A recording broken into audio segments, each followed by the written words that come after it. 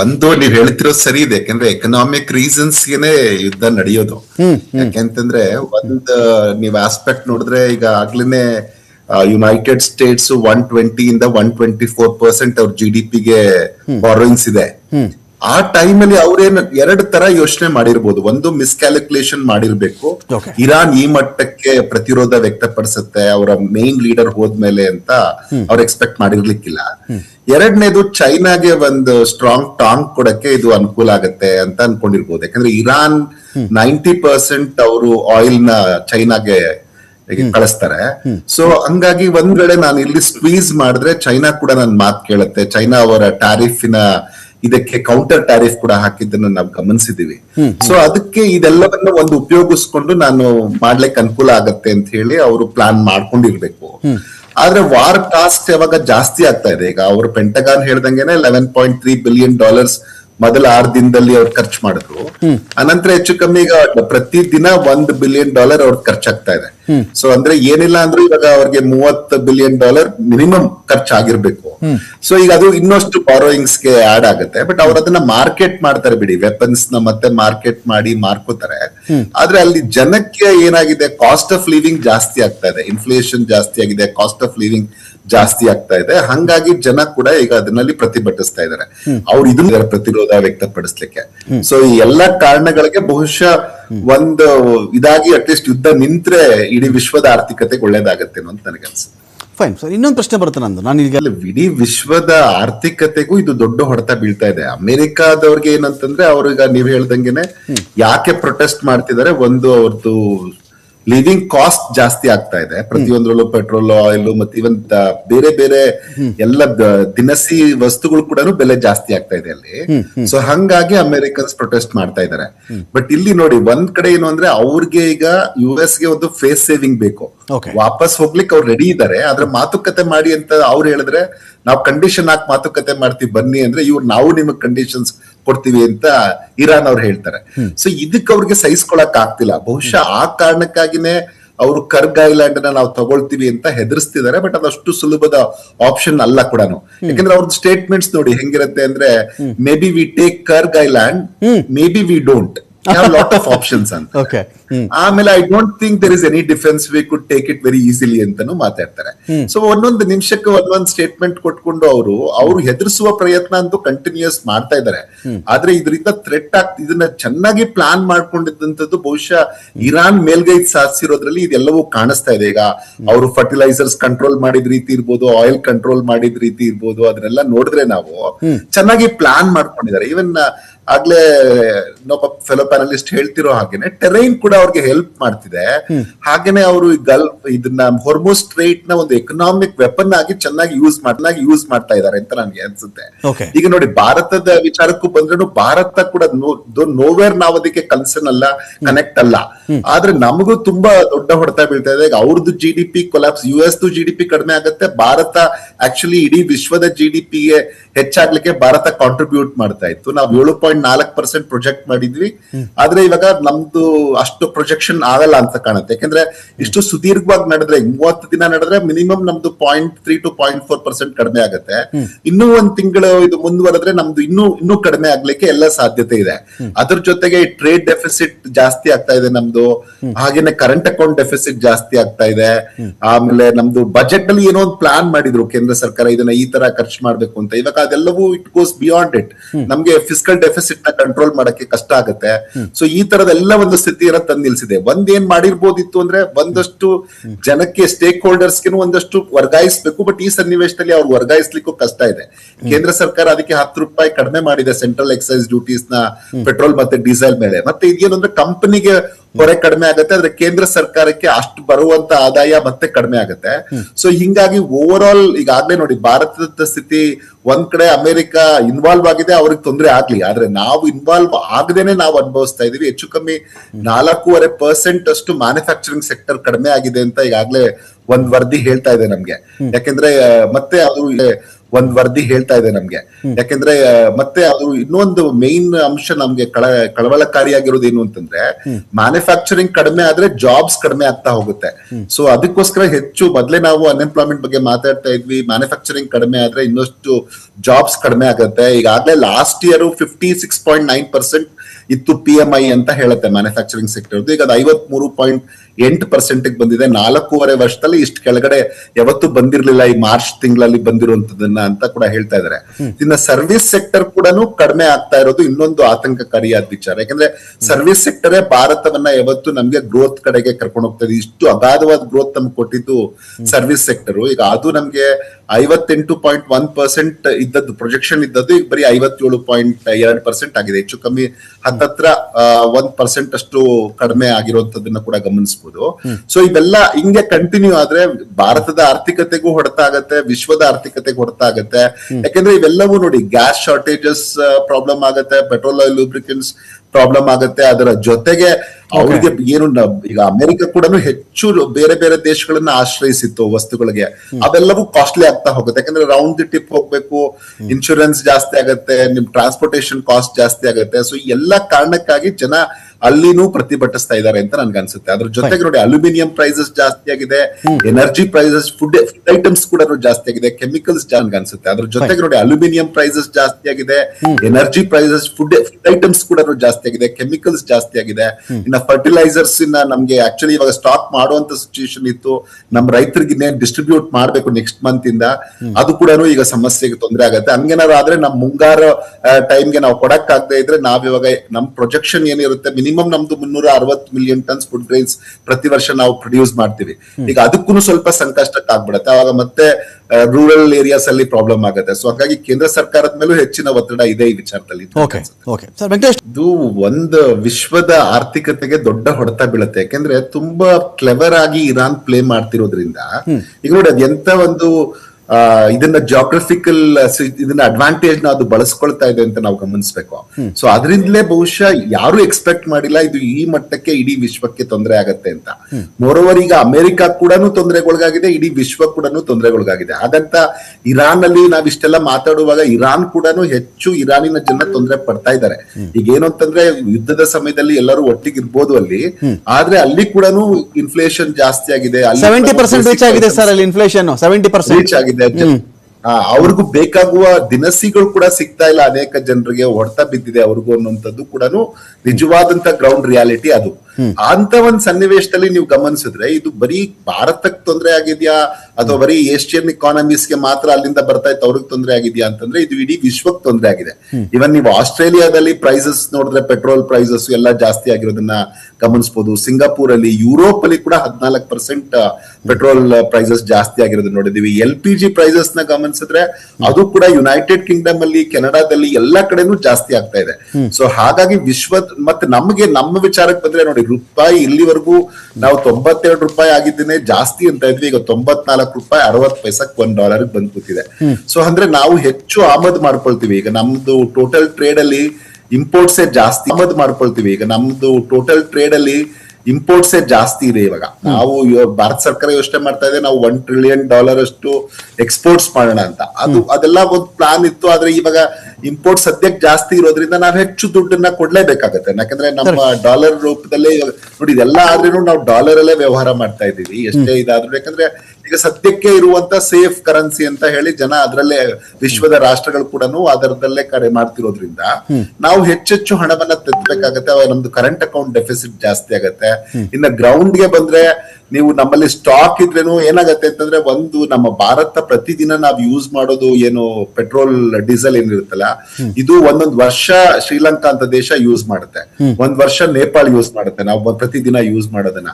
So ಇಷ್ಟು ಇದನ್ನ ನಾವು ಅದ್ರಲ್ಲಿ 85% ಆಮದೇ ಮಾಡ್ಕೊಳ್ತೀವಿ. ಇನ್ನ ಗ್ಯಾಸ್ ಬಂದ್ರೆ 62% ನಾವು ಆಮದು ಮಾಡ್ಕೊಳ್ತೀವಿ. ಇಂಥ ಸನ್ನಿವೇಶದಲ್ಲಿ ಸಹಜವಾಗಿ ಸ್ವಲ್ಪ ಕ್ರೈಸಿಸ್ ಆದ್ರೇನು, ನಮ್ಗೆ 20% 30% ತೊಂದರೆ ಆದ್ರೇನು, ನಮ್ಮಲ್ಲಿ ಮಿಕ್ಕಿದ್ದು ಸ್ಟಾಕ್ ಇದ್ದು ಅಥವಾ ಬೇರೆ ದೇಶಗಳಿಂದ ತರಿಸ್ತಾ ಇರೋದು ಡೈವರ್ಸಿಫೈ ಮಾಡಿರೋದ್ರಿಂದ ಅದು ಬರೋಕೆ ಸ್ವಲ್ಪ ಸಮಯ ಆದ್ರೇನು, ಈಗ ಆಗ್ಲೇ ನಮ್ಮಲ್ಲಿ ಇಲ್ಲಿ ಹೋಟೆಲ್ಸ್ ಯಾವ ರೀತಿಲಿ ತೊಂದರೆ ಆಗ್ತಾ ಇದೆ, ರೆಸ್ಟೋರೆಂಟ್ಸ್ಗೆ ಏನ್ ತೊಂದರೆ ಆಗ್ತಾ ಇದೆ, ಇವೆಲ್ಲವನ್ನ ಮತ್ತೆ ಇವನ್ ಫ್ಯಾಕ್ಟ್ರೀಸ್ ಮ್ಯಾನುಫ್ಯಾಕ್ಚರಿಂಗ್ ಸೆಕ್ಟರ್ ಕೂಡ ಕಡಿಮೆ ಆಗ್ತಾ ಇರೋದನ್ನ ನೋಡಿದೀವಿ, ಫ್ಯಾಕ್ಟ್ರೀಸ್ ತೊಂದರೆ ಆಗಿದ್ದನ್ನು ನೋಡಿದೀವಿ, ಆಟೋ ಡ್ರೈವರ್ಸ್, ಕ್ಯಾಬ್ ಡ್ರೈವರ್ಸ್ ಯಾರು LPG ಮೇಲೆ ಅವಲಂಬಿತ ಆಗಿದ್ದಾರೆ ಅವ್ರಿಗೆ ತೊಂದರೆ ಆಗಿರೋದನ್ನ ನೋಡಿದೀವಿ, ಜನಸಾಮಾನ್ಯರು ಕೂಡ ಯಾರು ಎಕ್ಸ್ಪೋರ್ಟ್ ಮಾಡ್ತಾ ಇದ್ರು ಅವ್ರಿಗೆ ತೊಂದರೆ ಆಗಿರೋದನ್ನ ನೋಡಿದ್ವಿ. ಮತ್ತೆ ನಮ್ಮಲ್ಲಿ ಕೂಡ ಪ್ರೈಸಸ್ ಕ್ರಮೇಣ ಹೆಚ್ಚಾಗ್ತಾ ಇದೆ, ಇನ್ಫ್ಲೇಷನ್ ನಿಧಾನಗತಿಯಲ್ಲಾದ್ರೂ ಇದು ಹೆಚ್ಚಾಗ್ತಾ ಇದೆ. ಏನಂದ್ರೆ ಈ ಎಸ್ಪೆಷಲಿ ನಮ್ಗೆ ಪೆಟ್ರೋಲ್, ಆಯಿಲ್, ಲೂಬ್ರಿಕೆಂಟ್ಸ್ ಮೇಲೆ, ಪೆಟ್ರೋಲ್ ಡೀಸೆಲ್ ಹೆಚ್ಚು ಕಮ್ಮಿ ಅದ್ರ ಮೇಲೆ ಬೆಲೆ ಹೆಚ್ಚಿಸದೇ ಇದ್ದಿದ್ರಿಂದ ಇದ್ರದ್ದು ಇನ್ನೂ ವೈರಲ್ ಆಗಿ ಪೂರ್ತಿಯಾಗಿ ಆರ್ಥಿಕತೆಗೆ ಇದು ವ್ಯಾಪಿಸ್ತಿಲ್ಲ. ಅದರ್ವೈಸ್ ಇಷ್ಟೊತ್ತಿಗಾಗ್ಲೇ ಎಲ್ಲಾ ಬೆಲೆಗಳ ಇದನ್ನು ಹೆಚ್ಚಾಗಿರ್ತಾ ಇತ್ತು ಇಲ್ಲಿ. ಸೊ ಆದ್ರೆ ಇದನ್ನ ಹೆಚ್ಚು ದಿನ ಈವನ್ ಕೇಂದ್ರ ಸರ್ಕಾರ ಕೂಡ ತಡ್ಕೊಳಕ್ಕಾಗಲ್ಲ, ಒಂದ್ ವೇಳೆ ಯುದ್ಧ ಕಂಟಿನ್ಯೂ ಆದ್ರೆ ಅನ್ನುವಂಥದ್ದನ್ನು ಕೂಡ ನಾವಿಲ್ಲಿ ನೆನಪಲ್ಲಿ ಇಟ್ಕೋಬೇಕು. ಯಾಕಂದ್ರೆ ಒಂದು ಎಷ್ಟು ಅಂತ ಕರೆಂಟ್ ಅಕೌಂಟ್ ಡೆಫಿಸಿಟ್ಸ್ ನ ವೈಡನ್ ಮಾಡಕ್ಕಾಗತ್ತೆ. ಈಗ ನಮ್ದು ಫಾರೆಕ್ಸ್ ಕೂಡ ಕಡಿಮೆ ಆಗಿದೆ ಬಿಕಾಸ್ ಆಫ್ ದಿಸ್ ವಾರ್ ಆದ್ಮೇಲಿಂದ ನಮ್ಗೆ ಹೆಚ್ಚು ಕಮ್ಮಿ ಫಾರೆಕ್ಸ್ ಕಡಿಮೆ ಆಗಿದೆ. ಸೊ ಇವೆಲ್ಲ ಸನ್ನಿವೇಶಗಳನ್ನ ನೀವು ಗಮನಿಸಿದ್ರೆ ನಮ್ಗೆ ಭಾರತದ ಆರ್ಥಿಕತೆಗೂ ಹೊಡ್ತಾ ಇದೆ, ವಿಶ್ವದ ಆರ್ಥಿಕತೆಗೂ ಕೂಡ ಹೊಡ್ತಾ ಇದೆ. ಹಂಗಾಗಿ ಬಹುಶಃ ಬ್ರಿಕ್ ರಾಷ್ಟ್ರಗಳೆಲ್ಲವೂ ಇವಾಗ ಒಂದು ಸ್ಟ್ರಾಂಗ್ ಆದಂತ ತೀರ್ಮಾನ ಮಾಡ್ಬೇಕಾಗತ್ತೆ.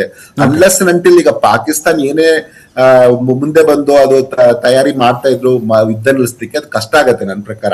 ಬಹುಶಃ ಎಲ್ಲಿವರೆಗೂ ಅದರಲ್ಲಿ ರಷ್ಯಾ, ಚೈನಾ, ಭಾರತ ಇನ್ವಾಲ್ವ್ ಆಗಲ್ಲ, ಈ ಮೂರು ದೇಶಗಳು ಸೇರಿ ಇವ್ರಿಬ್ಬರನ್ನು ಅಮೆರಿಕ ಮತ್ತೆ ಇರಾನ್ ನ ಒಂದು ಟೇಬಲ್ಗೆ ತಂದು ಕೂರ್ಸ್ಲಿಕ್ಕೆ ಸಾಧ್ಯ ಆಗೋದಿಲ್ಲ. ಅಲ್ಲಿವರೆಗೂ ಯುದ್ಧ ನಿಲ್ಲುವಂತದ್ದು ತುಂಬಾ ಕಷ್ಟ.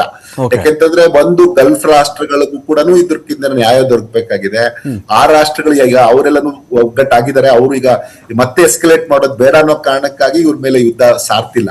ಇಲ್ದಿದ್ರೆ ಅದು ಒಂದ್ ವೇಳೆ ಆಗೋಗ್ಬಿಟ್ರೆ ಇನ್ನಷ್ಟು ಎಸ್ಕಲೇಟ್ ಆಗ್ತಾ ಇರತ್ತೆ. ಹೆಂಗ್ ವಾಪಸ್ ಬರೋದು ಅಂತ ನಾವೀಗ ಅವೆಲ್ಲ ಕರೆಕ್ಟ್ ಬಗ್ಗೆ ಮಾತಾಡ್ತಾ ಇದ್ವಿ. ಆ ಐಲ್ಯಾಂಡ್ ಬಗ್ಗೆನೂ ಇವಾಗ ಒಂದು ವೇಳೆ ಹೋಗದೆ ಇದ್ರೆ ಎರಡೂ ಕಡೆ ಪ್ರಾಬ್ಲಮ್ ಇದೆ. ಹೋಗಿ ಅಲ್ಲಿ ಎಷ್ಟ್ ದಿನ ಉಳ್ಕೋಬಹುದು ಅಂತ, ಅದನ್ನ ಕಾನ್ಕರ್ ಮಾಡ್ಕೊಳ್ಳೋದು ಏನ್ ಕಷ್ಟ ಅಲ್ಲ ಅಮೆರಿಕನ್ಸ್ಗೆ, ಬಟ್ ಎಷ್ಟ್ ದಿನ ಅದನ್ನ ಹೋಲ್ಡ್ ಮಾಡ್ಬೋದು ಅನ್ನುವಂಥದ್ದು ಕಷ್ಟ ಆಗುತ್ತೆ. ಒಂದ್ ವೇಳೆ ಹೋಗದೆ ಇದ್ರೆ ಫೇಸ್ ಸೇವಿಂಗ್ ಏನು ಅನ್ನುವಂಥದ್ದು. ಸೊ ಈ ತರದ ಒಂದು ತುಂಬಾ ಸಂಕಷ್ಟದಲ್ಲಿದೆ. ಬಹುಶಃ ಅಂತ ಸಮಯದಲ್ಲಿ ಈ ಮೂರು ರಾಷ್ಟ್ರಗಳು ಒಂದ್ ವೇಳೆ ಅವರನ್ನ, ಯಾಕಂದ್ರೆ ಇಲ್ಲಿ ಏನಾಗಿದೆ, ಚೈನಾ ಮತ್ತೆ ರಷ್ಯಾಗೆ ಅವ್ರ ಗೇನ್ಸ್ ಅನ್ನ ನೋಡ್ತಾ ಇದೆ. ಈಗ ರಷ್ಯಾಗೆ ಸಾಕಷ್ಟು ಅವ್ರ ಆಯಿಲ್ಗೆ ಡಿಮ್ಯಾಂಡ್ ಬಂದಿದೆ. ಇದು ನೋಡಿದ್ರೆ ಹೇಗಾಗಿದೆ ಅಂತಂದ್ರೆ ಅಮೆರಿಕ ಒಂದ್ ಹೆಜ್ಜೆ ಹಿಂದಕ್ಕೆ ಇಟ್ಟಿದೆ. ಅದ್ ನೋಡಿದ್ರೆ ಇರಾನ್ ಇಂದ ನೀವು ಬೇಕಾದ್ರೆ ಆಯಿಲ್ ತಗೊಳ್ಳಿ, ರಷ್ಯಾ ಇಂದ ತಗೊಳ್ಳಿ, ನಾನು ಅದ್ರ ಮೇಲೆ ಹಾಕಿದ್ದು ಇದನ್ನೆಲ್ಲ ವಾಪಸ್ ತಗೊಂಡಿದ್ದೀನಿ ಅನ್ನುವಂತ ಹೇಳಿಕೆಯನ್ನ ಮತ್ತೆ ಇದನ್ನ ಜಾರಿಗೊಳಿಸ್ತಾ ಇದ್ದಾರೆ ಅವರು ಅಂತಂದ್ರೆ ಈಗಾಗ್ಲೇ ಒಂದ್ ಹೆಜ್ಜೆ ಅವ್ರ ಹಿಂದೆ ಹೋಗಿರೋದು ಕಾಣಿಸ್ತಾ ಇದೆ. ಆದ್ರೆ ಅದನ್ನ ಫೇಸ್ ಸೇವಿಂಗ್ ಆಗೇ ಬಳಸ್ಕೊಂಡು ಬಹುಶಃ ಇರಾನ್ ಕೂಡ ಯೋಚನೆ ಮಾಡ್ಬೇಕು ಇವತ್ತು ಅಂತ ನನ್ಗೆ. ಯೋಚನೆ ಮಾಡಿ ಒಂದು ಮಾತುಕತೆಗೆ ಬಂದ್ರೆ ಇಡೀ ಪ್ರಪಂಚಕ್ಕೂ ಅವ್ರಿಗೂ ಒಳ್ಳೇದಾಗತ್ತೆ ಅಂತ ನನ್ಗೆ ಅನ್ಸುತ್ತೆ. ಇಲ್ಲ, ಸರಿಯಾಗಿದೆ. ಯಾಕೆಂದ್ರೆ ಏನಾಗತ್ತೆ, ಇದೊಂದು ಎಮೋಷನಲ್ ಇದನ್ನ ಅವರು ಕಾರ್ಡ್ನ ಪದೇ ಪದೇ ಪ್ಲೇ ಮಾಡ್ತಿರೋದನ್ನು ಕೂಡ ನಾವು ಗಮನಿಸ್ತಾ ಇದೀವಿ. ಈಗ ನೀವು ಮೊನ್ನೆ ಅವರು ಕಾರ್ಗಿದಕ್ ಬರ್ತೀವಿ, ನಾವು ಸೋಲ್ಜರ್ಸ್ ನ ನುಗ್ಗಿಸ್ತೀವಿ ಅನ್ನುವಾಗ್ಲೂ ಕೂಡ ಒಂದು ಪೇಜ್ ಅವರು ಕವರ್ ಪೇಜ್ ಅಲ್ಲೇನೆ ಅವ್ರದ್ದು ತೆಹರಾನ್ ಟೈಮ್ಸ್ ಅಲ್ಲಿ ಅವ್ರು ಹಾಕ್ತಾರೆ ವೆಲ್ಕಮ್ ಟು ದಿ ಹೆಲ್ ಅಂತ. ಸೊ ಅಂದ್ರೆ ನೀವು ಅವ್ರನ್ನ ಗಮನಿಸಿದ್ರೆ, ಮತ್ತೆ ಆ ಮಕ್ಕಳ ಮೇಲೆ ಅಟ್ಯಾಕ್ ಆಗಿದ್ದು ತಪ್ಪು, ಆ ಹಾಸ್ಪಿಟಲ್ ಮೇಲೆ ಬಿದ್ದಿದ್ದು, ಆದ್ರೆ ಅದನ್ನ ಯಾವ ರೀತಿಯಲ್ಲಿ ಇಡೀ ವರ್ಲ್ಡ್ ಗೆ ಅದನ್ನ ಬಿಂಬಿಸ್ಲಾಯ್ತು ಅನ್ನೋದನ್ನು ನೀವು ಗಮನಿಸ್ಬೇಕು. ಆಮೇಲೆ ಮೊನ್ನೆ ಕೂಡ ನೀವು ನೆನ್ನೆ ನಿಮ್ ಚಾನಲ್ ಅಲ್ಲಿ ವಿಜುವಲ್ಸ್ ಬರ್ತಾ ಇತ್ತು, ಒಂದ್ ಮಗು ಪವಾಡ ಸದೃಶ್ಯದಲ್ಲಿ ಬದುಕಿತ್ತು ಅಂತ. ಅಂದ್ರೆ ಈ ತರದ ಒಂದು ಎಮೋಷನಲ್ ಇದನ್ನ ಅವರು ಇಂಟ್ಯಾಕ್ಟ್ ಇಟ್ಕೊಂಡಿದ್ದಾರೆ ಅಲ್ಲಿನ ಜನಕ್ಕೆ. ಅಂದ್ರೆ ನಮ್ಮ ಮಕ್ಕಳ ಮೇಲೆ ಸಾಯ್ತಾ ಇದ್ದಾರೆ, ನಮ್ಗೆ ತುಂಬಾ ತೊಂದರೆ ಕೊಡ್ತಾ ಇದ್ದಾರೆ, ನಾವ್ ಯುದ್ಧಕ್ಕೆ ಹೋಗಿಲ್ಲ ಅನ್ನುವಂಥದ್ದನ್ನ ಮಾಡ್ಕೊಂಡು ಈ ಒಂದು ಯುದ್ಧದ ಒಂದು ಇದನ್ನ ಯಾವಾಗ್ಲೂ ಆ ಎಮೋಷನಲ್ ಹೈ ಇಟ್ಕೊಂಡ್ರೆ ಅಟ್ಲೀಸ್ಟ್ ಆ ಮಟ್ಟಕ್ಕೆ ಆ ಜನರು ಇಷ್ಟೆಲ್ಲ ಸಂಕಷ್ಟದಲ್ಲಿದ್ರು ಬೀದಿಗೆ ಬರಲ್ಲ ಅವಾಗ. ಸೊ ನೋಡಿ, ನಮ್ಮ ದೊಡ್ಡ ನಾಯಕನನ್ನ ಸಾಯಿಸಿದ್ರು, ನಮ್ಮ ಮಕ್ಕಳನ್ನ ಸಾಯಿಸ್ತಾ ಇದಾರೆ, ಈಗ್ಲೂ ನಾವಾಗಿ ಹೋಗ್ತಿಲ್ಲ, ಅವರಾಗಿ ಪ್ರತಿದಿನ ನಮ್ಮಲ್ಲಿ ಅಟ್ಯಾಕ್ ಮಾಡ್ತಿದ್ದಾರೆ ಅನ್ನೋದನ್ನ ಬಿಂಬಿಸ್ತಾ ಹೋದಾಗ ಆ ಮಟ್ಟಕ್ಕೆ ಈ ಒಂದು ಶಾರ್ಟೇಜಸ್ ಕೂಡ ನೋವಿರುತ್ತೆ ಒಳಗಡೆ. ಅಲ್ಲಿ ಇರಾನಿಯನ್ಸ್ಗೂ ತಕ್ಕ ನೋವಿದೆ, ಹಶುವಿದೆ, ಒದ್ದಾಡ್ತಿದ್ದಾರೆ. ಆದ್ರೆ ಹೊರಗಡೆ ಬಂದು ಹೇಳುವಂತ ಸ್ಥಿತಿಯಲ್ಲಿ ಇಂಥ ಒಂದು ಸನ್ನಿವೇಶದಲ್ಲಿ ಇರಲ್ಲ. ಆಂತರಿಕ ದಂಗೆಗಳನ್ನ ಸರ್, ಆಂತರಿಕ ದಂಗೆ, ಆಂತರಿಕ ಪ್ರತಿಭಟನೆಯನ್ನ ತುಂಬಾ ಘೋರವಾಗಿ ಹತ್ತಿಕ್ಕಲಾಗ್ತಿದೆ ಸರ್ ಇರಾನ್ ನಲ್ಲಿಯೂ ಕೂಡ. ಅಲ್ಲಿ ಈಗ ನೋಡಿ, ಈಗ ಇವನ್ ಅಮೆರಿಕಾದಲ್ಲಿ ಅವ್ರು ಹೇಳ್ತಿರೋದು ನಮ್ಗೆ ರಾಜ ಬೇಡ, ಪ್ರಜಾತಂತ್ರತೆ, ಡೆಮೋಕ್ರಸಿ ಬೇಕು ಅನ್ನುವಂಥದ್ದು ಮಾತನ್ನ ಹೇಳ್ತಿದ್ದಾರೆ. ಎಲ್ಲೆಲ್ಲಿ ಡೆಮೋಕ್ರಸಿ ಇರಲ್ಲ ಅಲ್ಲೆಲ್ಲವೂ ಇದು ಸುಲಭ ಮಾಡುವಂತದ್ದನ್ನ ಸುಲಭ. ಅದನ್ನೇ ಇರಾನ್ ಕೂಡ ಇವಾಗ ಮಾಡ್ತಾ ಇದೆ. ಅದು ಇವಾಗ ಅವ್ರಿಗೆ ಅನಿವಾರ್ಯ ಕೂಡ ಆಗಿದೆ. ಆದ್ರೆ ಒಂದ್ ಏನಂದ್ರೆ, ಯಾವನ್ನು ನೀವು ಒಂದು ಇದಿರುತ್ತೆ, ಒಂದು ಲೈನ್ ಇರುತ್ತೆ, ಆ ಲೈನ್ ಕ್ರಾಸ್ ಆದ್ಮೇಲೆ ಬಹುಶಃ ಯಾವುದೇ ದೇಶದ ಜನ ಅದನ್ನ ತಡೆದು ನಿಂತ್ಕೊಳಕ್ ಆಗಲ್ಲ. ಈಗ ಅಮೆರಿಕನ್ಸ್ ಯಾಕೆ ಅಷ್ಟು ದೊಡ್ಡ ಸಂಖ್ಯೆಯಲ್ಲಿ ಬಂದ್ರು ಅಂತಂದ್ರೆ ಅದು ಅವರು ದಿನನಿತ್ಯದ ಜೀವನಕ್ಕೆ ತೊಂದರೆ ಆಗ್ತಾ ಇದೆ. ಇದನ್ನು ನೀವು ಇರಾನ್ ಒಂದ್ ವೇಳೆ ಇದೇ ರೀತಿಯಲ್ಲಿ ಕಂಟಿನ್ಯೂ ಮಾಡಿ ಇನ್ನೂ ಒಂದು 15 ದಿನ 20 ದಿನ ಆದ್ರೆ ಖಂಡಿತ ಅಲ್ಲಿನೂ ಸ್ಪಾಂಟೇನಿಯಸ್ ಆಗಿ, ಈಗ ಏನೋ ಒಂದ್ ಕಡೆ ಎರಡ್ ಕಡೆ ಆದ್ರೆ ಅಲ್ಲಿ ನೀವು ಹತ್ತಿಕ್ಬೋದು. ಸ್ಪಾಂಟೇನಿಯಸ್ ಆಗಿ ಅಷ್ಟು ಜನ ಬಂದ್ರೆ ಅಲ್ಲಿನೂ ಕಷ್ಟ ಆಗತ್ತೆ. ಇದು ಅವ್ರಿಗೂ ಅರಿವಿರುತ್ತೆ, ಅರಿವಿರಲ್ಲ ಅಂತಲ್ಲ. ಆ ಕಾರಣಕ್ಕಾದ್ರೂ ಯುದ್ಧ ನಿಂತ್ರೆ ಬಹುಶಃ ಅಲ್ಲಿನ ಜನಕ್ಕೂ ಇಡೀ ವಿಶ್ವದ ಜನಕ್ಕೂ ಒಳ್ಳೇದಾಗತ್ತೆ ಅಂತ ನನಗೆ ಅನ್ಸುತ್ತೆ. ಯಾಕಂದ್ರೆ ನೀವು ಯಾವುದೇ ಒಂದು ಬೇಸಿಕ್ ಐಟಮ್ಸ್ ನ ನೀವು ಕೊಡದೇನೆ ಎಷ್ಟು ದಿನ ಎಮೋಷನಲ್ ಆಗಿನೇ ಜನನ್ನ ಮುಂದಕ್ಕೆ ತಳ್ಬೋದು, ಅದನ್ನ ಕೂಡ ನಾವು ಅರ್ಥ ಮಾಡ್ಕೋಬೇಕು. ಒಂದು ಅಡ್ವಾಂಟೇಜಿಯಸ್ ಪೊಸಿಷನ್ ಅಲ್ಲಂತೂ ರಷ್ಯಾ ಇದೆ ಈಗ, ಅದನ್ನ ಅದು ಸಕ್ಸಸ್ಫುಲ್ ಆಗಿ ತುಂಬಿಕೊಳ್ಳುತ್ತೆ ಅಂತ ನನಗೆ ಅನ್ಸುತ್ತೆ. ಅಷ್ಟೊಂದು ಲಾಸ್ ಅಲ್ದಿದ್ರೇನು ಒಂದಷ್ಟು ಖಂಡಿತ ತುಂಬಿಕೊಳ್ಳುತ್ತೆ. ಯಾಕೆಂದ್ರೆ ಈಗ ಈವನ್ ಅಮೆರಿಕಾದ ಕಥೆಯನ್ನ ನೋಡಿದ್ರೇನು, ಅಮೆರಿಕ ಅವ್ರು ನಾವು ಸ್ಯಾಂಕ್ಷನ್ಸ್ ನ ತಕೊಳ್ತೀವಿ ಇರಾನ್ ಮೇಲೂ ರಷ್ಯಾ ಮೇಲೆ ಅನ್ನುವಂತ ಸ್ಥಿತಿಗೆ ಬಂದಿರೋದ್ರಿಂದ ಬಹುಶಃ ಈಗ ಅವರು ಏನಾದ್ರು ಕಂಡೀಷನ್ಸ್ ಹಾಕಿದ್ರೆ ಮುಂದಿನ ದಿನಗಳಲ್ಲಿ ಇದು ಕಂಟಿನ್ಯೂ ಆದ್ರೆ ಯುದ್ಧ, ನನ್ ಜೊತೆ ನೀನು 3 ವರ್ಷ ಇಲ್ಲ 4 ವರ್ಷ ಕಂಟಿನ್ಯೂಸ್ ಇಷ್ಟೇ ತಗೋಬೇಕು ಅಂತ ಅಗ್ರಿಮೆಂಟ್ ಮಾಡ್ಕೊಳ್ಳೋ ಸ್ಥಿತಿಗೆ ರಷ್ಯಾ ಹೋದ್ರೇನು ಆಶ್ಚರ್ಯ ಪಡಬೇಕಾಗಿಲ್ಲ ನಾವು. ಯಾಕೆಂದ್ರೆ ಯಾವುದೇ ಈ ತರದ ಬಲಾಢ್ಯ ರಾಷ್ಟ್ರಗಳು ತಮಗೆ ಯಾವ್ದು ಲಾಭ ಆಗುತ್ತೋ ಅದನ್ನ ಹೆಚ್ಚು ಉಪಯೋಗ ಪಡಿಸ್ಕೊಳ್ಳುವಂತ ಸನ್ನಿವೇಶ ಇವಾಗಿದೆ. ಅದನ್ನ ಪಡಿಸ್ಕೊಳ್ಳುತ್ತೆ. ಈಗ ಅಮೆರಿಕ ಕೂಡ ಯಾಕೆ ಹಿಂದಕ್ಕೆ ಹೋಗ್ಬೇಕು ಅಂತ ಹುಡುಕ್ತಾ ಇದೆ ಅಂತಂದ್ರೆ ಒಂದು ಫೇಸ್ ಸೇವಿಂಗ್ ಬೇಕು, ಆದ್ರೆ ಅದ್ರ ಜೊತೆಗೆ ತನಗೆ ಇರುವ ಪ್ರತಿಷ್ಠೆ ಏನಿದೆ ಅದು ಕಡಿಮೆ ಆಗ್ಬಾರ್ದು ಅನ್ನುವಂತ ಪ್ರಯತ್ನ ಮಾಡುತ್ತೆ. ಸೊ ಈಗ ರಷ್ಯಾ ಭಾರತದ ಜೊತೆಗೆ ಒಳ್ಳೆ ಸಂಬಂಧ ಇದೆ, ಆದ್ರೆ ಭಾರತಕ್ಕೂ ಮುಂದೆ ಒಂದಿನ ಆ ತರದ ಒಂದು ಕಂಡೀಷನ್ ಹಾಕಿದ್ರೆ ಆಶ್ಚರ್ಯ ಪಡುವಂತದ್ದೇನಿಲ್ಲ. ಬಹುಶಃ ಈಗ ಅವ್ರಿಗೆ ಯುರೋಪ್ ಇಂದನೂ ಡಿಮ್ಯಾಂಡ್ ಇದೆ, ಭಾರತದಿಂದನೂ ಡಿಮ್ಯಾಂಡ್ ಇದೆ, ಈವನ್ ಚೈನಾ ಕೂಡ ಅದರಿಂದ ತಗೊಳ್ತಾ ಇದೆ. ಸೊ ಈ ತರದ ಒಂದು ಅಡ್ವಾಂಟೇಜಸ್ ಪೊಸಿಷನ್ ಅಲ್ಲಿ ರಷ್ಯಾ ಇದೆ. ಈವನ್ ನಾನು ಎಲ್ಲೋ ಒಂದ್ ಕಡೆ ಸ್ಟೇಟ್ಮೆಂಟ್ ಅವರು ಒಬ್ರು ಆಫೀಸರ್ ಹೇಳಿರೋದನ್ನ ನೋಡ್ತಾ ಇದ್ದೆ, ನಾವು ಇರಾನ್ಗೆ ಒಂದ್ ವೇಳೆ ಡಿಫೆನ್ಸ್ ಪ್ರಾಡಕ್ಟ್ಸ್ ಕೊಡ್ತಾ ಇದೀವಿ ಅನ್ನೋದೇ ಆದ್ರೆ ಏನೀಗ ಅಂತ. ಸೊ ಈ ತರದ ಒಂದು ಕೊನೆಗೆ ಆ ಲೆವೆಲ್ಗೆ ಅದು ಹೋಗುತ್ತೆ. ಯಾಕಂದ್ರೆ ಈಗ ಅವರು ಯುಕ್ರೇನ್ ಅಮೆರಿಕ ಬಳಸ್ಕೊಂಡು ಅದು ವರ್ಷಗಳ ಗಟ್ಟಲೆ ಯುದ್ಧ ನಡೆಯುವ ರೀತಿಲಿ ಆಯ್ತು. ಆದ್ರೆ ಇದನ್ನ ಸುದೀರ್ಘವಾಗಿ ನಡೆಸೋದು ಈವನ್ ರಷ್ಯಾ ಮತ್ತೆ ಚೈನಾಗೂ ಒಳ್ಳೇದಲ್ಲ. ಯಾಕೆಂದ್ರೆ ಹಂಗಾಗಿನೇ ಅವ್ರೇನ್ ಮಾಡ್ತಾರೆ, ಇದನ್ನ ಎಷ್ಟು ಈಗ ಲಾಭ ಆಗತ್ತೆ ಅದನ್ನ ಯಾವ ತರದಲ್ಲಿ ಉಪಯೋಗಿಸ್ಕೋಬೇಕು ಅದನ್ನ ಉಪಯೋಗಿಸ್ಕೊಂಡು ಇರಾನ್ ಯಾವುದೇ ಕಾರಣಕ್ಕೂ ಅಮೆರಿಕದ ಕಂಟ್ರೋಲ್ಗೆ ಹೋಗದ ರೀತಿಯಲ್ಲಿ ನೋಡ್ಕೊಳ್ಳೋದ್ರಲ್ಲಿ ಬಹುಶಃ ಚೈನಾ ಮತ್ತೆ ರಷ್ಯಾಗೆ ಮೇಜರ್ ಅಡ್ವಾಂಟೇಜ್ ಇದೆ. ಸೊ ಹಂಗಾಗಿನೇ ಅವರು ಎಷ್ಟು ಮಟ್ಟಿಗೆ ಅದನ್ನ ಹೆಲ್ಪ್ ಹೆಲ್ಪ್ ಮಾಡ್ತಾರೆ, ಹಾಗೇನೆ ಅವ್ರು ಹೇಗೆ ಲಾಭ ಮಾಡ್ಕೋಬೇಕು ಅದನ್ನ ಖಂಡಿತ ಅವ್ರು ಮಾಡ್ಕೊಳ್ತಾನೂ ಇದಾರೆ ಅಂತ ನನ್ಗನ್ಸುತ್ತೆ. ಯಾಕೆಂದ್ರೆ ನೀವು ಇವಾಗ ನೋಡಿ ಎಲ್ಲ ಬಹುತೇಕ ನಮ್ಗೆ ಒಂದು ಪೇಂಟ್ ಇರ್ಬೋದು, ಟೈರ್ಸ್ ಇರ್ಬೋದು, ಕೆಮಿಕಲ್ಸ್ ಇರ್ಬೋದು, ಇಲ್ಲ MSME, ಈವನ್ ನಮ್ದು ಏವಿಯೇಷನ್ ಇಂದನು ಇವಾಗ ನೀವು ಪ್ಲೇನ್ ಅದು ಒಂದ್ ವೇಳೆ ನಾವು ಅದು ವಾರ್ ಝೋನ್ ಆಗಿ ಉಳಿದ್ರೆ ನಮ್ಮೆಲ್ಲವೂ ಸುತ್ಕೊಂಡು ಹೋಗ್ಬೇಕಾಗತ್ತೆ. ಈ ಕಡೆಯಿಂದ ರಾಷ್ಟ್ರಗಳು ಏನು ಸೌತ್ ಈಸ್ಟ್ ಏಷ್ಯನ್ ಕಂಟ್ರೀಸ್ ಇದೆ ಇವೆಲ್ಲವೂ ಸುತ್ಕೊಂಡು ಹೋಗ್ಬೇಕಾಗತ್ತೆ. ಈ ಸುತ್ಕೊಂಡು ಹೋಗುವಾಗ ಮತ್ತೆ ಏವಿಯೇಷನ್ ಖರ್ಚು ಜಾಸ್ತಿ ಆಗತ್ತೆ. ಸೊ ಈ ಎಲ್ಲಾ ಕಾರಣಕ್ಕಾಗಿನೂ ಇದೊಂದು ಪ್ಲಾನ್ಡ್ ಆಗಿ ರಷ್ಯಾ ಮತ್ತೆ ಚೈನಾ ಅದನ್ನ ಎಷ್ಟು ದಿನಗಳ ಅವರು ಕೂಡ ನೋಡ್ತಾರೆ, ಇದನ್ನ ಎಷ್ಟು ದಿನ ಮಾತ್ರ ಮುಂದುವರಿಸಬೇಕು ಅಷ್ಟು ದಿನ ಮುಂದುವರಿಸ್ಕೊಂಡು ಅಷ್ಟರೊಳಗಡೆ ಎಷ್ಟು ಲಾಭ ಮಾಡ್ಕೋಬೇಕು ಅದನ್ನ ಖಂಡಿತ ಅವ್ರು ಲಾಭ ಮಾಡ್ಕೊಳ್ತಾರೆ, ಅದನ್ನ ಮಾಡ್ಕೊಳ್ತಾನೆ ಇದಾರೆ ಅಂತ ನಮ್ಗೆ ಗೊತ್ತಾಗಿದೆ. ಮತ್ತೆ ಈಗ ಏನು ಅಂದ್ರೆ ಅವ್ರದ್ದು ಗೈನ್ ಆಗಿದೆ ನೋಡಿ, ಅವ್ರದ್ದು ಕರೆನ್ಸಿ ಗೈನ್ ಆಗಿದೆ. ನಿಮ್ಗೆ ಚೈನಾ ಕರೆನ್ಸಿನೂ ಗೈನ್ ಆಗಿದೆ, ರಷ್ಯಾದು ಗೈನ್ ಆಗಿದೆ, ಮತ್ತೆ ಯೂರೋದು ಗೈನ್ ಆಗಿದೆ. ಇದನ್ನ ನೀವು ಗಮನಿಸಿದ್ರೇನೆ ಗೊತ್ತಾಗುತ್ತೆ. ಯಾವ ಕಡೆಯಿಂದನೂ ಲಾಭ ಇಲ್ವಲ್ಲ ಸರ್ ಕೇಶವ್ ಸರ್, ಇಂಡಿಯನ್ಸ್ಗೆ ಯಾವ ಕಡೆಯಿಂದನೂ ಲಾಭ ಇಲ್ವಲ್ಲ ನಮಗೆ ಅಂತ ನೋಡಿ. ಅದೇ ನಮ್ಮ ಈಗ ಇಷ್ಟು ಇದು ಮಾಡಿ ಇವಾಗ ನಾವೊಂದು ಏನೋ ಒಂದು ಅಭಿವೃದ್ಧಿ ಅಂತ ಸಾಕ್ತಾ ಇದ್ವಿ ಅಭಿವೃದ್ಧಿ ಹೊಂದಬೇಕು ಅಂತ ಏನೆಲ್ಲ ಪ್ಲಾನ್ ಮಾಡ್ಕೊಂಡಿದ್ವಿ, ಅಂತ ಸಮಯದಲ್ಲೇ ಇವೆಲ್ಲವೂ ಒಟ್ಟೊಟ್ಟಿಗೆ ನಮ್ಮ ಮೇಲೆ ಬೀಳ್ತಾ ಇರೋದು ನಿಜವಾಗ್ಲೂ ಏನಾದ್ರೂ ನಮಗ್ ತೊಂದರೆ ಆಗ್ತಾ ಇದೆ. ಅದು ನಮ್ಗೆ ದುರದೃಷ್ಟ ಅನ್ಸುತ್ತೆ. ತೈಲ ಕಂಪನಿಗಳಿಗೆ ಡೀಲರ್ಗಳಿಗೆ ಏನೋ 10 ರೂಪಾಯಿ ಬಿಡಿಸ್ಬಿಟ್ರು ಮೊನ್ನೆ ನರೇಂದ್ರ ಮೋದಿ ಅವರು 10 ರೂಪಾಯಿ ಬಿಡಿಸ್ಬಿಟ್ರು. ಅದೇನೋ ಆಸ್ ಇಫ್ ಆ ಸುದ್ದಿ ಬಂದಾಗ ಏನ್ ಖುಷಿ ಆಗ್ತಿತ್ತು ಅಂದ್ರೆ ಇದೆಲ್ಲೋ ಜನಗಳಿಗೂ ಕೂಡ 10 ರೂಪಾಯಿ ಕಡಿಮೆ ಆಗ್ಬಿಡುತ್ತೆ ಲೀಟರ್ಗೆ ಏನೋ ತರದಲ್ಲಿ ಇತ್ತದು. ಬಟ್ ಅದು ಡೀಲರ್ಗಳಿಗೆ ಮಾತ್ರ ಅಂತ ಆಯ್ತು. ಇದು ಎಲೆಕ್ಷನ್ ತಿಂಗಳು ಬೇರೆ, ಇದು ಈ ಎಲೆಕ್ಷನ್ ಮುಗಿದ್ಮೇಲೆ ಇನ್ನೇನಾಗುತ್ತೋ ಅಂತ ಒಂದು ಭಯ. ಇಲ್ಲ ಅದು ಸರಿ ಇದೆ, ಯಾಕೆಂದ್ರೆ ಈಗ ಆಗ್ಲೇ ನೋಡಿ ಅದು 40% ಜಾಸ್ತಿ ಆಗಿದೆ ಈಗ ಬ್ರೆಂಟ್ ಕ್ರೂಡ್ ಆಯಿಲ್ ಪ್ರೈಸಸ್ ಅಲ್ಲೇನೆ. ಸೊ ಆ ಕಾರಣಕ್ಕಾಗಿ ಯಾವುದೇ ಕಾರಣಕ್ಕೂ ಈ ಸದ್ಯದ ಸನ್ನಿವೇಶದಲ್ಲಿ ಜನಕ್ಕೆ ಕಡಿಮೆ ಮಾಡುವಂತ ಸ್ಥಿತಿಯಲ್ಲಿ ಸರ್ಕಾರಗಳಿಲ್ಲ. ಸಪ್ಲೈಯನ್ನ ನಿರಂತರವಾಗಿ ಕೊಟ್ರೆ ಅದೇ ಇವಾಗ ನಮ್ಗೆ ನಿಜವಾಗ್ಲೂ ನಾವು ಥ್ಯಾಂಕ್ಸ್ ಹೇಳ್ಬೇಕು ಸರ್ಕಾರಗಳಿಗೆ. ಯಾಕಂದ್ರೆ ನೀವು ಬೇರೆ ಬೇರೆ ರಾಷ್ಟ್ರಗಳನ್ನ ನೋಡಿದ್ರೆ, ಇಂಡೋನೇಷ್ಯಾ ಇಂಥ ರಾಷ್ಟ್ರಗಳಲ್ಲಿ ನೀವು ನಿಮ್ಮ ಚಾನೆಲ್ಗಳಲ್ಲೇ ನಾವು ನೋಡುವಾಗ ಕಿಲೋಮೀಟರ್ ಗಟ್ಟಲೆ ಜನ ಕ್ಯೂ ನಿಂತಿರೋದನ್ನ ನೋಡಿದೀವಿ ನಾವು.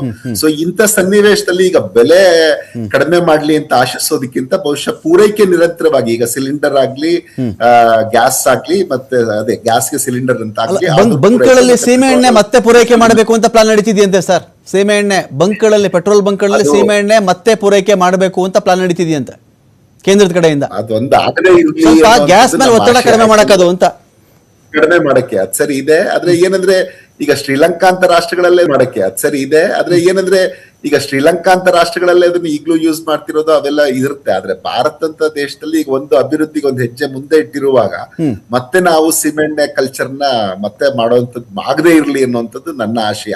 ಯಾಕೆಂದ್ರೆ ಮತ್ತೆ ಅದರಿಂದ ಎಷ್ಟೊಂದು ಹೆಲ್ತ್ ಕನ್ಸರ್ನ್ಸ್ ಆಗ್ತಾ ಇತ್ತು, ಕ್ಲೈಮೇಟ್ ಚೇಂಜ್ಗೆ ಎಷ್ಟು ಕಾಂಟ್ರಿಬ್ಯೂಟ್ ಮಾಡ್ತಿತ್ತು. ಎಲ್ಲ ಕಾರಣಕ್ಕಾಗಿನೇ ಭಾರತದಲ್ಲಿ LPG ಇದನ್ನ ಹೆಚ್ಚು ಮಾಡಿದ್ದು ಕೂಡ 3 ಆಗ ನಮ್ಗೆ ಹೆಚ್ಚು ಸರ್ಕ್ಯುಲೇಷನ್ ಈಗ 32.2 ಲಕ್ಷ LPG ಕನೆಕ್ಷನ್ಸ್ ಭಾರತದಲ್ಲಿ ಹೆಚ್ಚಿತ್ತು ಅದೇ ಕಾರಣಕ್ಕಾಗಿದೆ. ಈಗ ಹೆಚ್ಚು ಕಮ್ಮಿ 31 ಮಿಲಿಯನ್ ಮೆಟ್ರಿಕ್ ಟನ್ಸ್ ಪ್ರತಿ ವರ್ಷ ನಮ್ಗೆ ಬೇಕಾಗತ್ತೆ ಇದು. ಸೊ ಹಂಗಾಗಿ ಅದನ್ನ ಪೂರೈಕೆಯನ್ನ ನಿರಂತರವಾಗಿ ಇಟ್ಕೊಳ್ಳುವ ಕಡೆಗೆ ಭಾರತ ಸಾಗ್ಲಿ ಅನ್ನುವಂಥದ್ದು ನನ್ನ ಆಶಯ. ಇಲ್ಲ ಮತ್ತೆ ನಾವು ಹಿಂದಕ್ಕೆ ಒಂದ್ ಹೆಜ್ಜೆ ಹೋಗುವಂಥದ್ದು ಬಹುಶಃ ಸರಿಯಲ್ಲ ಅಂತ ಅನ್ಸುತ್ತೆ. ಕೇಶವ್ ಸರ್, ಇನ್ನೊಂದು ಕನಿಷ್ಠ 12 ಹಡಗುಗಳು ಅಬ್ಯಾಂಡನ್ ಆಗಿದೆ, ಇಲ್ಲಾಂದ್ರೆ ಡ್ಯಾಮೇಜ್ ಆಗಿದೆ ಸರ್, ಸಿವಿಯರ್ಲಿ ಡ್ಯಾಮೇಜ್ ಆಗಿದೆ. ಇದೇ ಹೊರ್ಮುಜ್ದು ಕತೆ ನಾನು ಮಾತಾಡ್ತಾ ಇದ್ದೀನಿ ಇಲ್ಲಿ. ಅಟ್ ದ ಸೇಮ್ ಟೈಮ್ ಹಡಗುಗಳ ಇನ್ಶೂರೆನ್ಸ್ ಇದೆಯಲ್ಲ 600% ಜಾಸ್ತಿ ಆಗಿರೋದು. ಹಡಗುಗಳ insurance 600%. 20 million barrels per day globally ಹಿಂದೆ ತಗೊಂಡಿರೋದು ಅಂತ. ಅಷ್ಟು ಬರ್ತಾ ಇಲ್ಲ, 20 ಮಿಲಿಯನ್ ಬ್ಯಾರಲ್ಸು ಅಷ್ಟು ತೈಲ ಬರ್ತಿಲ್ಲ ಅಂತ ಹೇಳಿ. ಹೀಗೆ ಆದ್ರೆ ಎಲ್ಲಿವರೆಗೂ ಹೋಗಿ ನಿಲ್ಲುತ್ತೆ ಸರ್? ಇವರು ಸೋಲ್ತಿಲ್ಲ, ಅವರು ಸೋಲ್ತಿಲ್ಲ, ಇವ್ರ ಪ್ರತಿಷ್ಠೆಗೆ ಕೋಣ ನೆರಡುಂ ಹೋರೆ ಗಿಡುವಿಂಗೆ ಮಿತ್ತು ಅಂತ. ನಿಜ, ಯಾಕಂದ್ರೆ ಇವ್ರ ಪ್ರತಿಷ್ಠಿತೆ ಇದು ಒಂದು ಪ್ರತಿಷ್ಠಿತೆ ಈಗ ಬಂದಿದೆ. ಪ್ರತಿಷ್ಠೆ ಬಂದಿರೋದು ಇದು ಒಂದು ಪ್ರತಿಷ್ಠಿತೆ ಈಗ ಬಂದಿರೋದು. ಆದ್ರೆ ಇದು ನನ್ಗೆ ಏನಂದ್ರೆ ಇವರು ಆರ್ಥಿಕ ಕಾರಣಗಳಿಗಾಗಿನೇ ಇದು ಯುದ್ಧ ಮಾಡಿದ್ದು. ಏನಾದ್ರೂ ಮಾಡಿ ಚೈನಾಗ ಅಫೆಕ್ಟ್ ಮಾಡ್ಬೇಕು, ಸಾಧ್ಯ ಆದ್ರೆ ನನ್ಗೆ ಇರಾನ್ ಕಂಟ್ರೋಲ್ ಸಿಕ್ಕರೆ ಅಲ್ಲಿನ ಆಯಿಲ್ನ ಹೆಂಗ್ ಬಳಸ್ಕೋಬಹುದು, ಈ ತರದ್ದೇ ಅಮೆರಿಕ ದೃಷ್ಟಿ ಇರುತ್ತೆ. ಅದಕ್ಕೆ ಯಾರ ಮೇಲಾದ್ರೂ ಇವ್ರು ಹೇಳಿದ್ರು, ಅವ್ರು ಮಿಸ್ಗೈಡ್ ಮಾಡಿದ್ರು, ಇವ್ರು ಮಿಸ್ಗೈಡ್ ಮಾಡಿದ್ರು ಅಂತ ಏನೇ ಇದ್ರೇನು, ಈಗ ಅಲ್ಲಿ ಟ್ರಂಪ್ ಯಾವಾಗ್ಲೂ ನೀವ್ ಯಾವ್ದೇ ದೇಶದ ಮೇಲೆ ದಾಳಿ ಮಾಡಿರುವಾಗ್ಲೂ ದಾಳಿ ಮಾಡ್ತೀನಿ ಅಂತ ಹೇಳ್ತಿರೋದನ್ನು ಆರ್ಥಿಕ ಕಾರಣಕ್ಕೆ ಅನ್ನೋದನ್ನ ನಾವು ಮರಿಬಾರ್ದು. ಅವರೊಂದು ಬಿಸ್ನೆಸ್ ಮನ್ ರೀತಿಯಾಗಿನೇ ಹೆಚ್ಚು ವರ್ತಿಸ್ತಾರಾಗ್ಲಿ, ಸ್ಟೇಟ್ಸ್ಮನ್ ರೀತಿಯಲ್ಲಿ ಅವರು ಯಾವಾಗೂ ವರ್ತಿಸಲ್ಲ. ಸೊ ಹಾಗಾಗಿ ಅವರು ಇದನ್ನ ಮಾಡಿ ಕೈ ಸುಟ್ಕೊಂಡಿದ್ದಾರೆ. ಆದ್ರೆ ಒಂದು ಪಾಸಿಟಿವ್ ಲೆಸನ್ ಏನು ಅಂತಂದ್ರೆ ಇನ್ನು ನೆಕ್ಸ್ಟ್ ಇವ್ರು ಈತ ದುಸ್ಸಾಹಸ ಕೈ ಹಾಕೋದಿಲ್ವೇನೋ ಅಂತ ಅನ್ಸುತ್ತೆ ನನಗೆ. ಯಾಕಂದ್ರೆ ಇಷ್ಟು ಸುದೀರ್ಘವಾಗಿ ಹೊಡೆಸ್ಕೊಳ್ತಾರೆ ಅಂತ ಅವರು ಅನ್ಕೊಂಡಿರ್ಲಿಲ್ಲ. ಹಾಗೇನೆ ಇದರಿಂದ ಭಾರತದಂತ ರಾಷ್ಟ್ರಗಳು ತುಂಬಾ ಪಾಠ ಕಲಿಯುವಂತದ್ದು ಇದೆ ಅಂತ ನನಗೆ ಅನ್ಸುತ್ತೆ. ಯಾಕಂದ್ರೆ ಯಾವ ರೀತಿಯಲ್ಲಿ ವಾರ್ಫೇರ್ ದೊಡ್ಡ ಯಾಕಂದ್ರೆ ಭಾರತ ಕೂಡ ಸತತವಾಗಿ ಥ್ರೆಟ್ ಅಲ್ಲೇ ಇರುತ್ತೆ. ನಮ್ಮ ನೈಬರಿಂಗ್ ಕಂಟ್ರೀಸು ತುಂಬಾ ಆ ತರದವರೇ ಇರೋದ್ರಿಂದ.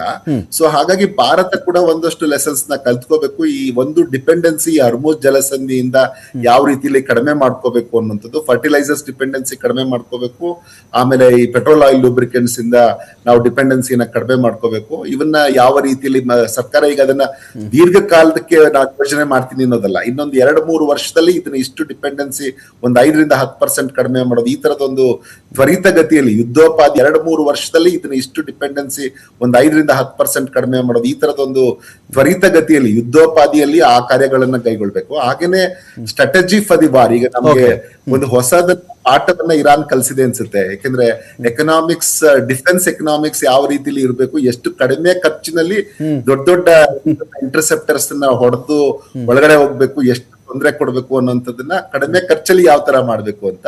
ಸೊ ಅದನ್ನ ಬಹುಶಃ ಹೊಸದೊಂದು ಆಯಾಮ ಕೂಡ ಈಗ ಸೇರ್ಕೊಳ್ಳುತ್ತೆ ಅಂತ ನನಗನ್ಸುತ್ತೆ.